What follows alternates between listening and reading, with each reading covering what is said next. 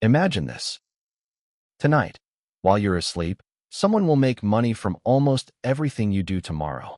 The coffee you buy before work, the gas you put in your car, the phone in your pocket, the shoes on your feet, even the video you're watching right now. Every purchase, every click, every swipe makes somebody richer. And here's the strange part. For most of your life, that person probably won't be you. Almost nobody realizes this, but the average person will earn millions of dollars in their lifetime. Not thousands, millions. And yet by retirement, many have almost nothing left. So where did it all go? That's one of the most important financial questions you will ever ask. Because money rarely disappears all at once. It disappears quietly. One paycheck, one bill, one subscription, one upgrade, one impulse purchase, one "I deserve this" at a time. And before you know it, years have passed. The money came, the money went, and life simply moved on. But here's the part that should make you a little uncomfortable. This isn't an accident. It's exactly how the system was designed. From the day you were born, you were taught how to become a worker. Go to school, get good grades, find a secure job, work hard, save a little, retire someday. But notice what's missing. Nobody ever sat you down and explained how ownership works. Nobody explained why some people seem to get richer, even while they sleep. Let's play a simple game. Imagine there are only two people on Earth. The first person owns nothing. Every dollar they earn comes from working. If they stop working, the money stops. Simple. The second person also works. But years ago, they started buying tiny pieces of businesses. And now, every single morning, those businesses wake up before they do. Factories open. Websites receive orders. People buy coffee. Subscriptions renew. Packages get delivered. Millions of employees around the world start working, not for free, but for the owners. The owner doesn't need to know a single customer, doesn't need to wake at 6 a.m., doesn't need permission to take a vacation, because thousands of people are already creating value on their behalf. So ask yourself, if both people are equally intelligent, which one becomes wealthy? The answer has almost nothing to do with income, and everything to do with ownership. Because most people believe rich people simply have money. That's not true. Rich people own things that produce money. Those are completely different ideas. Think about a farmer. Imagine he harvests every apple from every tree and immediately eats every single one. He survives. But next year, nothing has changed. Now imagine a second farmer. Instead of eating every apple, he plants some of the seeds. For years, it looks like he's sacrificing. Less food, less comfort. People might even think he's making a mistake. Then something remarkable happens. The seeds become trees. The trees produce more apples. Those apples produce more seeds. And those seeds become forests. Years later, the first farmer is still working just as hard. The second farmer owns an orchard. That is how wealth actually works. Not because he worked harder, but because he delayed consumption long enough to create something that could feed him forever. And money follows the exact same rules. Every dollar you spend today is a seed you'll never plant. Every dollar you invest has the chance to become a tree. At first, it doesn't look impressive. $1 becomes $1.10. Then $1.20. Then $1.30. Nothing exciting. And this is exactly where most people lose patience. Because humans are wired to chase immediate rewards. We want results today, not 10 years from now. That's why almost everyone stays trapped. Not because investing is difficult, but because waiting is. And the market knows it. Every crash, every scary headline, every recession asks you the exact same quiet question. Do you think like a customer? Or like an owner? Most people answer without even realizing it. They panic. They sell. They leave the game, then spend years wondering why the people who stayed became wealthy. But before we go further, we have to destroy the biggest financial myth ever created. The idea that working harder automatically makes you richer. Let me ask you something. Who works harder? A construction worker standing in the freezing cold for 10 hours, lifting concrete, destroying his back to feed his family? Or a billionaire investor drinking coffee while reading a company's annual report? Most people don't even hesitate. The construction worker. And they're right. So here's the uncomfortable question. If hard work creates wealth, why isn't the construction worker the billionaire? This is the first crack in the story we've been told since childhood. Work harder. Stay busy. Hustle. Grind. But nobody asks the obvious question. Harder. At what? Because effort alone has never guaranteed wealth. A nurse works nights. A firefighter risks their life. A teacher shapes generations. A farmer wakes before sunrise every day. Some of the hardest working people on earth. Yet most of them will never become financially free. Not because they failed, but because they were taught the wrong scoreboard. They learned how to maximize income. Nobody showed them how to maximize ownership. Two completely different games. Imagine you carry water every day. You walk to the river, fill 2 heavy buckets, and carry them home. Tomorrow, you do it again. Now imagine your neighbor. The first week, he's sweating even more than you. Digging, laying pipes, buying tools. People laugh at him. Why make life so complicated? Just carry the buckets. Weeks pass. Nothing. Then one morning, he turns a handle, and water flows straight into his house. The work didn't disappear. It simply happened earlier. That's investing. You do today's work to eliminate tomorrow's work. And most people quit before the pipeline ever reaches the house. Here's something fascinating. Imagine 2 friends. Both earn exactly the same salary. One spends almost everything. The other quietly buys pieces of great businesses every month. After 1 year, you can't tell the difference. After 3 years, still not much. After 5, maybe a little. But after 15, their lives barely resemble each other anymore. One still wakes up wondering if the next paycheck will arrive on time. The other wakes up wondering where to invest next month's cash. Same salary, different habits, completely different future. That's the scary part about financial decisions. The consequences don't show up tomorrow. They show up years later. Which is exactly why they're so easy to ignore. And our brains have a problem. We naturally value what's right in front of us more than what's coming later. Psychologists call it present bias. Imagine someone offers you a choice. $100 today or $120 next month. Many people grab the 100 today. Now change the question. $100 in 5 years or $120 in 5 years and 1 month. Suddenly, almost everyone waits. Nothing changed except the timeline. Our brains aren't bad at making decisions. They're bad at imagining the future version of ourselves. We treat our future self like a complete stranger. We happily steal from him. We spend his investments. We delay his savings.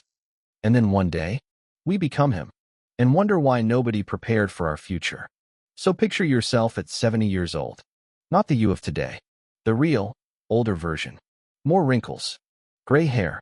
A slower walk. An entire lifetime lived. Now imagine sitting across from that person. What would they ask you? Probably not. Why didn't you buy a newer phone? Or, why didn't you upgrade your car sooner? They'd ask something much simpler. Why didn't you start earlier? Because they'll know something you don't fully feel yet. Time was always the most valuable investment. Not money. Time. Money can multiply. Time cannot. Every year you delay is a year your investments never get back. It's why the greatest investor in history didn't get rich by finding magical stocks. He started absurdly early. Time did the heavy lifting. Not genius. Not luck. Time. Here's the mistake almost everyone makes. They think investing is about becoming rich. It isn't. Not at first. At first, investing is about changing your identity. The day you buy your first investment, you stop being only a consumer. You become an owner. That shift sounds small. It's enormous. Because owners see the world differently. A customer walks into a coffee shop and buys a latte. An owner walks in and quietly realizes every person in that line is helping the business grow. A customer sees a new phone. An owner sees one of millions of products generating revenue. Same world, different eyes. And once your perspective changes, your decisions start changing too, without forcing them. Because identity always beats willpower. People who believe they're investors naturally invest. People who believe they're consumers naturally consume. Wealth isn't just a financial transformation. It's a psychological one. And that's exactly where almost everyone gets stuck. Because owning your first investment isn't the hardest part. The hardest part comes later. Imagine you invest your first $1,000. You feel nervous, excited, proud. You check your portfolio before bed. Everything looks fine. The next morning, it's down 2%. No problem, you tell yourself. The next week, down 5. Now you're paying attention. A month later, down 12%. And every headline screams the same thing. Markets are crashing. Recession fears grow. Investors panic. Your phone suddenly becomes dangerous. Every notification feels personal. Every red number feels like a mistake. And without realizing it, you stop thinking logically and start thinking emotionally. That is exactly what the market was waiting for. Because almost nobody understands this. The stock market isn't designed to test your intelligence. It's designed to test your emotions. Think about it. If investing were only about numbers, everyone with a calculator would get rich. But they don't. It has never been a math competition. It's a psychological one. The market doesn't ask, can you calculate percentages? It asks, can you stay calm when everyone else is losing their minds? Very different skills. Imagine you're on a plane. Halfway through the flight, it hits turbulence. It shakes. People grip their armrests. Now imagine someone stands up, runs to the emergency exit, and screams, I'm getting out. It sounds insane. Because deep down, you know turbulence doesn't mean the plane is falling. It's just part of flying. Now replace the airplane with the stock market. And turbulence with volatility. Suddenly, people who'd never jump out of a plane jump out of their investments. Not because the destination changed. Because the journey got uncomfortable. This is why the market transfers wealth. Not from poor people to rich people. Not from workers to investors. It transfers wealth from the impatient to the patient. That's one of the greatest financial truths you'll ever hear. Every crash creates two completely different stories. One person sees disaster. Another sees discounted ownership. Same event. Opposite conclusions. Go back to 2008. Banks collapsing. Companies failing. News channels that look like disaster movies. Millions sold everything just to make the fear stop. But many of those businesses didn't disappear. They became dramatically larger. And the people who stayed didn't just recover. They multiplied their wealth. History repeats this lesson again and again and again. The headlines change. The emotion never does. Fear has always been expensive. Patience has almost always been rewarded. Here's something strange. Imagine your favorite store announces a massive sale. Everything 40% cheaper. People rush inside. Carts fill up. Everyone celebrates. Now imagine the companies you already wanted to own suddenly become 40% cheaper. And suddenly, people run away. Why? Because when we're shopping, lower prices feel like opportunities. But when we're investing, lower prices feel like danger. Our brains use two completely different sets of rules, and the market quietly profits from the confusion. And one of the biggest mistakes new investors make is believing they need to predict the future. They ask, when will the next crash come? When's the perfect time to buy? But even the smartest investors in history have failed to predict markets consistently. If they can't, why do we think we can? The people who build extraordinary wealth usually aren't the best predictors. They're simply the best participants. They keep showing up, month after month, whether the news is hopeful or terrifying, because they understand something the average person doesn't. You don't get rewarded for predicting the weather. You get rewarded for staying in the game long enough to experience every season. Imagine watching a movie, but leaving after the first 30 minutes. You'd never know how it ends. You'd assume the main character failed. You'd miss the comeback, the lesson, the ending. Selling great investments because of short-term fear is exactly the same. You're walking out before the story is finished. And history suggests the ending has usually been worth waiting for. So here's the real question. Not, can you survive the next crash? Almost everyone can. The real question is, who will you become during it? The person refreshing their portfolio every 5 minutes, hunting for reasons to panic? Or the person quietly buying another piece of the future while everyone else is trying to escape it? Now close your eyes for a second. Imagine it's 3:17 in the morning. You're asleep. Your phone charges beside your bed. The streets are empty. Everything feels quiet. But the world hasn't stopped. Somewhere in Tokyo, people are commuting to work. In New York, restaurants are closing after another busy night. Factories are still producing. Cargo ships are crossing oceans. Warehouses are packing orders. Data centers are processing billions of searches. Software companies are charging subscriptions. Businesses are making money. Every single second. The global economy doesn't sleep. It never has. It never will. So the real question is this. While all of that is happening, are you participating or are you simply watching? Most people think of money as something they earn. The wealthy think of money as something they deploy. Huge difference. Imagine you're a football coach. Would you leave your best players sitting on the bench all season? Of course not. You'd put them on the field, creating opportunities, scoring goals, winning games.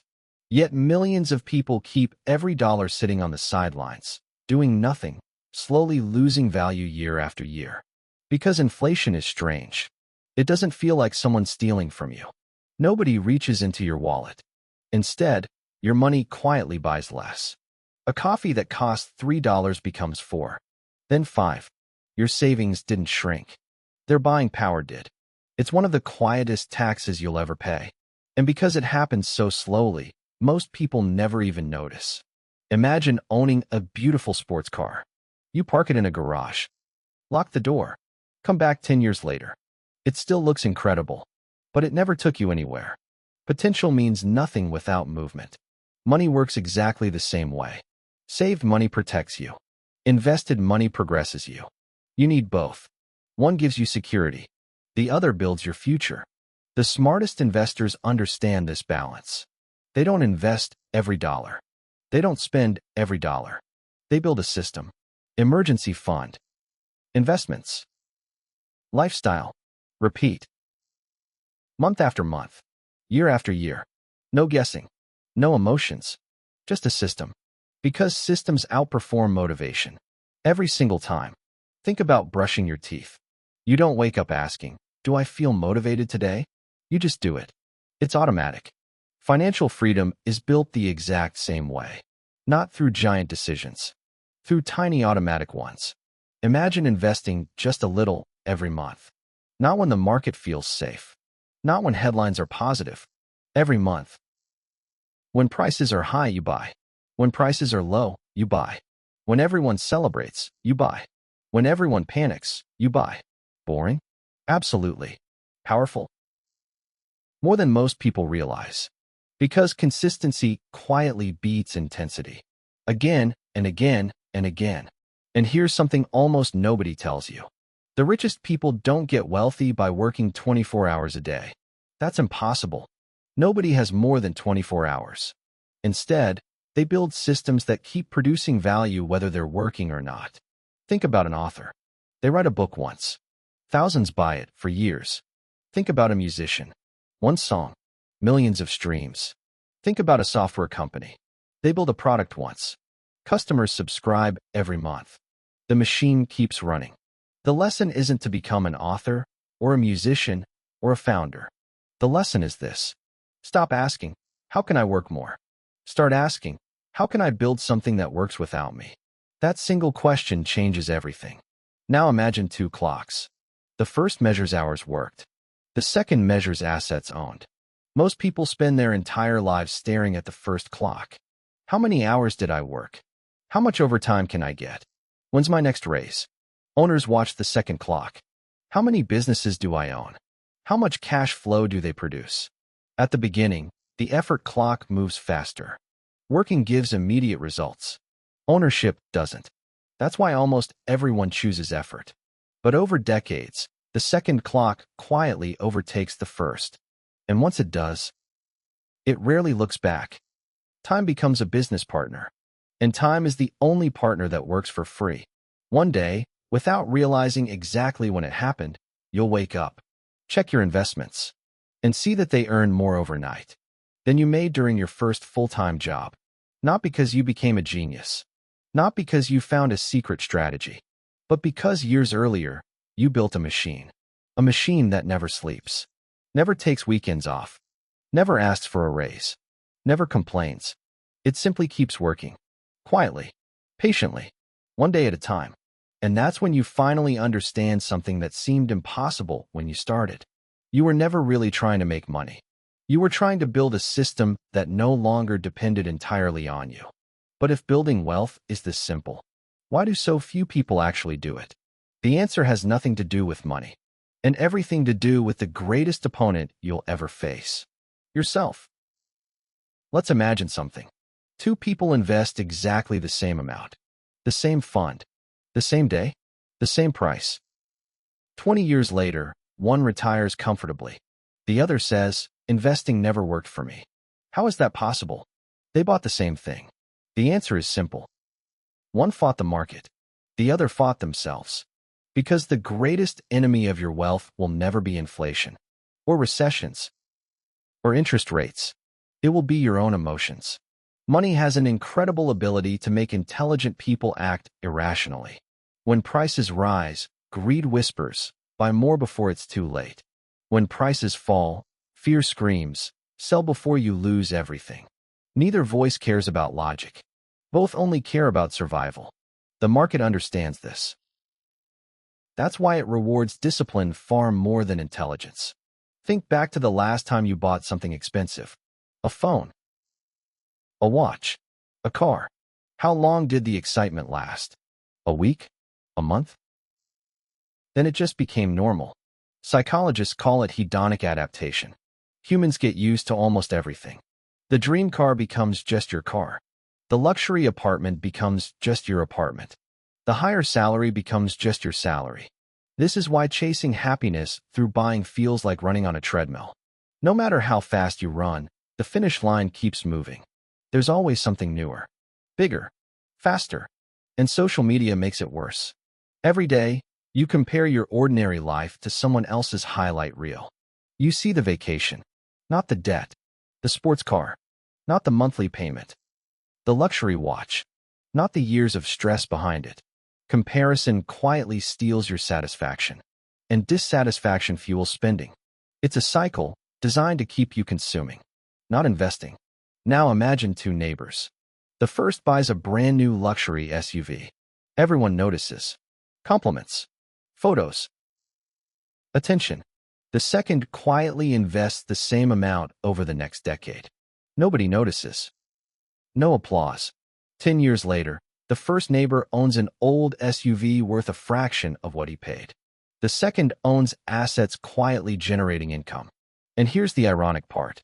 For years, the first neighbor looked wealthy. The second looked ordinary. But appearance and reality rarely arrive at the same destination. Real wealth is often invisible. That's why so few people recognize it. And one of the most dangerous financial words is deserve. I deserve a new car. I deserve this vacation. Sometimes it's true. Life should be enjoyed. But marketers know a secret. If they can convince you a purchase is a reward, you stop asking whether it's actually worth it. You buy with emotion, then justify it with logic afterward. So flip the question. Instead of asking, "Can I afford this?" ask, "What is this costing my future?" Those sound similar. They're worlds apart. Almost anyone can afford a monthly payment. Far fewer can afford decades of missed opportunities. Every dollar spent today has an invisible shadow, the future growth it will never create. You don't see it, which is exactly why it feels free. It isn't. Imagine standing at a fork in the road. One path gives you excitement today. The other gives you freedom later. Here's the secret. The wealthiest people don't always choose freedom. They just choose it more often. They still travel, still celebrate, still buy things they love. But they live by one principle. Assets first, lifestyle second. Because once your assets grow large enough, they start paying for your lifestyle. That's the dream. Not working harder forever. Building something that eventually works harder than you do. There's another reason most people never build wealth. They believe they need to be perfect. They miss 1 month of investing, so they quit. The market falls, so they panic. They make one mistake and assume they've failed. But wealth has never belonged to perfectionists. It belongs to people who keep going. Even after mistakes. Even after fear. Consistency beats perfection every single time. Imagine two ships leaving the same harbor. One changes direction every few hours, chasing rumors, avoiding waves, looking for shortcuts. The other quietly follows its course. Storms come. It keeps moving. Sunny days arrive. It keeps moving. Years later, only one reaches its destination. Not because it was faster, but because it refused to abandon the map every time the weather changed. That's investing. That's business. That's life. Success looks dramatic only from the outside. From the inside, it looks unbelievably ordinary. 1,000 small decisions, repeated for years, when nobody is watching. And that's when you finally understand what most people never do. Building wealth isn't about making one brilliant decision. It's about refusing to make hundreds of emotional ones. Now imagine two people walking into the same room. The first arrives wearing a $20,000 watch, a designer suit, a luxury car waiting outside. Everyone notices. The second walks in wearing a plain t-shirt. Simple shoes. Nothing stands out. Nobody turns their head. But here's the twist. The first person has a negative net worth. The second could stop working tomorrow and never need another paycheck again. So which one is actually wealthy? We've been taught to recognize expensive things, not financial freedom. Those are not the same thing. We've confused income with wealth, status with success, luxury with freedom. A mansion isn't freedom. If missing a few paychecks means you can't afford it, it owns you. The real question was never, what do you own? It's, what owns you? Imagine waking up tomorrow. No alarm, no meetings, no deadlines, no boss. Not because you got fired, but because you no longer need permission to live your own life. Wouldn't that be the greatest luxury imaginable? Most people dream about expensive cars. Very few dream about owning their time. Yet time is the one thing money can never replace. You can always earn another dollar. You'll never earn another Tuesday. Never another birthday. Never another evening with someone you love. That's why financial freedom isn't about becoming rich. It's about protecting your life from being spent on things that don't matter. Think about your richest memories. Your first trip with family. Laughing with friends until 2 in the morning. Watching your child take their first steps. Almost none of life's greatest moments have price tags. Money doesn't create them. It protects the time needed to experience them. So the goal was never millions. Millions are just one possible outcome. The real goal was always options. Because options reduce fear. So let's go back to the very beginning. Where does all the money go? Now you know. Some becomes houses. Some becomes vacations. Some becomes monthly payments. And some becomes ownership. The difference between those paths doesn't always show up this year. Sometimes not even this decade. But eventually, the gap becomes impossible to ignore. Nobody teaches us how money really works. They teach us how to earn it, spend it, borrow it. But almost nobody teaches us how to own. And ownership changes everything. You stop measuring success by what you can buy and start measuring it by what you no longer have to worry about. So the next time you receive a paycheck, pause. Before asking, what do I want to buy? Ask, how many of these dollars can I keep working for me? Because every dollar you own is standing at a crossroads. One road ends the moment you spend it. The other keeps working long after you've forgotten the day you earned it. Nobody will congratulate you for choosing wisely. But years from now, your future self will. If this gave you a new way to see money, subscribe to Compound Club, because once you understand the rules, you stop playing everyone else's game and finally start building your own. Thanks for watching.